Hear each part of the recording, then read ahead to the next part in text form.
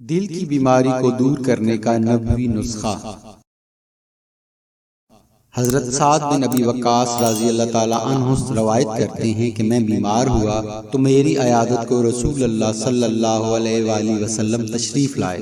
انہوں نے اپنا ہاتھ میرے کاندھے کے درمیان رکھا تو آپ صلی اللہ علیہ وآلہ وسلم کے ہاتھ کی ٹھنڈک میری ساری چھاتی میں پھیل گئی۔ پھر فرمایا کہ اسے دل کا دورہ پڑا ہے، اسے حارث بن کلدہ کے پاس لے جاؤ جو سقیف میں مطب کرتا ہے۔ حکیم کو چاہیے کہ وہ مدینے کی 7 عجوہ کھجوریں گٹھلیوں سمیت کوٹ کر اسے کھلا دے۔ فائدہ: